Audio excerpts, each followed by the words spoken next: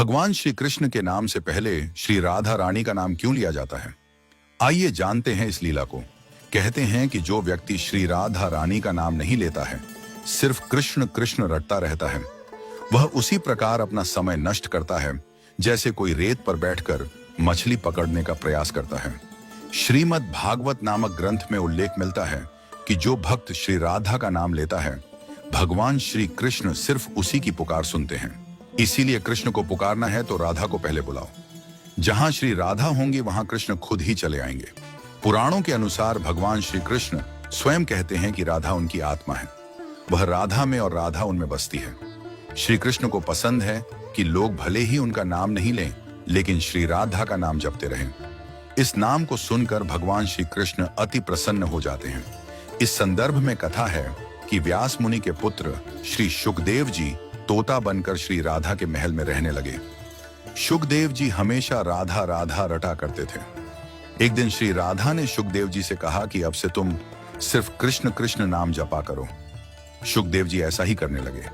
इन्हें देखकर दूसरे तोता भी कृष्ण कृष्ण बोलने लगे। श्री राधा की सखी सहेलियों पर भी कृष्ण नाम का असर होने लगा। पूरा नगर कृष्णमय हो गया, कोई राधा का नाम नहीं लेता था। एक दिन श्री कृष्ण उदास भाव से श्री राधा से मिलने जा रहे थे। श्री राधा जी कृष्ण की प्रतीक्षा कर रही थी। तभी नारद जी बीच आ गए। श्री कृष्ण के उदास चेहरे को देखकर नारद जी ने पूछा कि प्रभु आप उदास क्यों हैं? श्री कृष्ण कहने लगे कि राधा ने सभी को कृष्ण नाम रटना सिखा दिया है, कोई राधा नहीं कहता, जबकि मुझे राधा नाम सुनकर प्रसन्नता होती है। श्री कृष्ण के ऐसे वचन सुनकर श्री राधा की आंखें भर आईं। महल लौटकर श्री राधा ने शुकदेव जी से कहा कि अब से आप राधा राधा ही जपा कीजिए। उस समय से ही श्री राधा का नाम पहले आता है, फिर श्री कृष्ण का।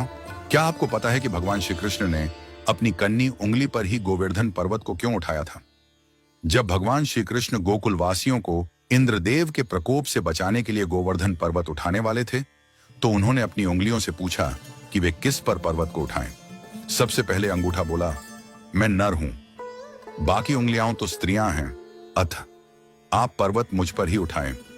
फिर तर्जनी बोली, किसी को यदि चुप कराना हो या कोई संकेत करना होता है तो मैं ही काम आती हूं, इसलिए आप केवल मुझ पर ही पर्वत उठाएं। इसके बाद मध्यमा बोली, सबसे बड़ी होने के साथ साथ शक्ति भी रखती हूं, अतः आप पर्वत मेरे ऊपर ही उठाएं।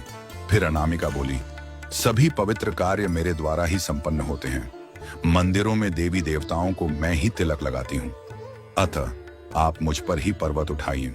अब भगवान ने सबसे छोटी उंगली कनिष्ठा की ओर देखा तो उसके नेत्र बरबस ही भर आए।